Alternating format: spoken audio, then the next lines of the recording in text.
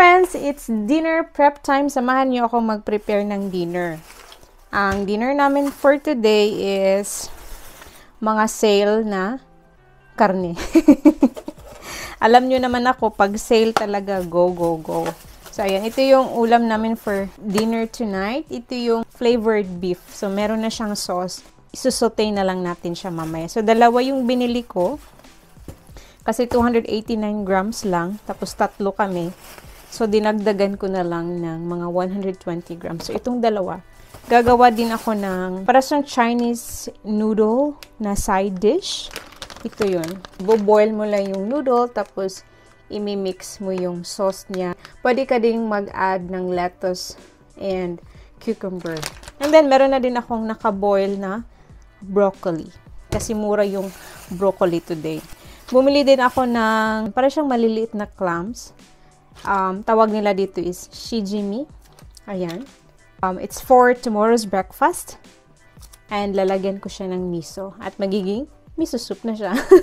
So, ayan. Sabi nila, healthy daw to. And then, makakapag-energize ng katawan. Papainitin lang natin ang ating fry pan. And then, magpapakulo na tayo na hot water para iboboil natin ang noodles na to. So, buksan natin kung ano.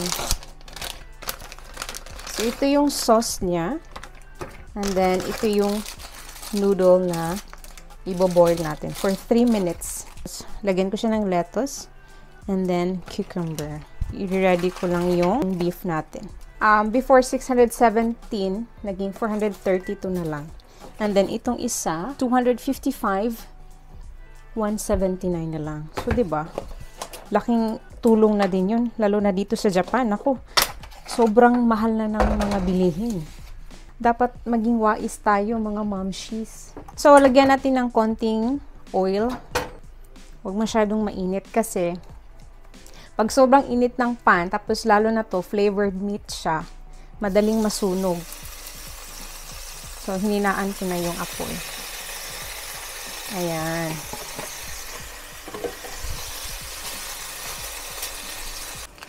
The water is boiling. I-add ko na yung ating noodles.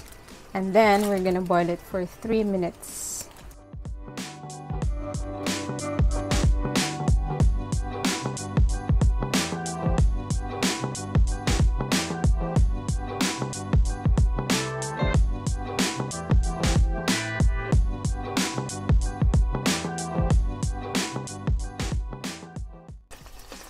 Kunin na natin to kasi luto na siya.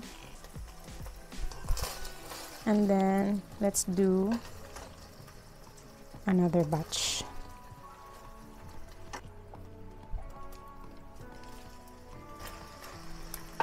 Nilagay ko na lahat. Kasi mahina lang naman yung apoy.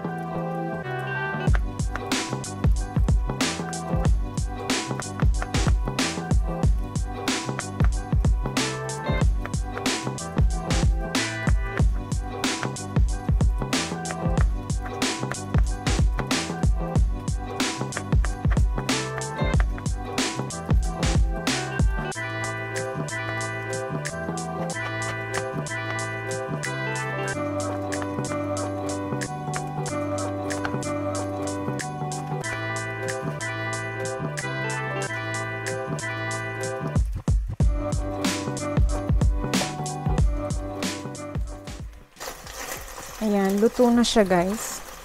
So, ang gagawin ko dito, ihahalo ko na lahat. Yung naluto natin kanina.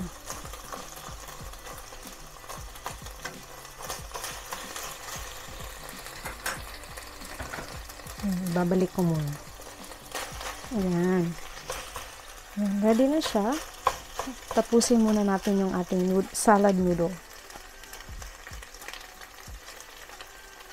I-mix na natin yung ating salad noodle.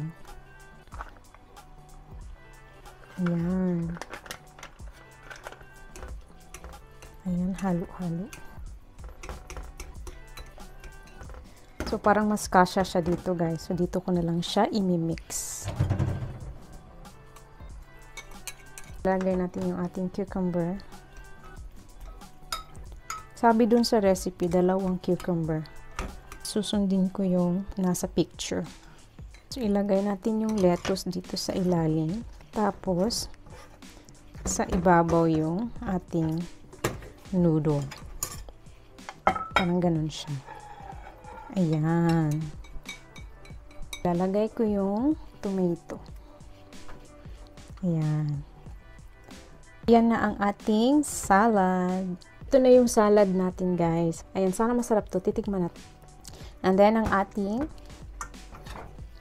meat.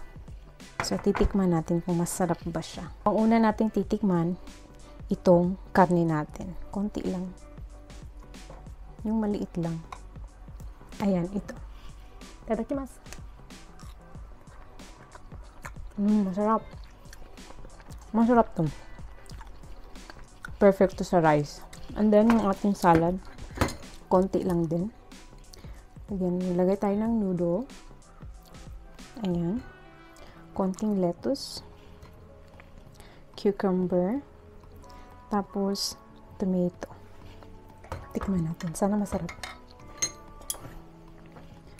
So, ayan. So, ipapatong ko yung noodle dun sa lettuce. And then, yung tomato. So, ayan. Ay!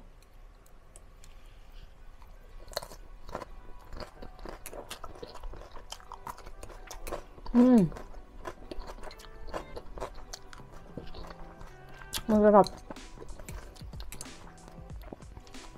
Matamis na maasim na medyo maalat. Masarap. So, ayan lang, guys. Ito na yung dinner namin for tonight. And then, sa susunod ulit na dinner prep with me. Thanks for watching. Bye-bye.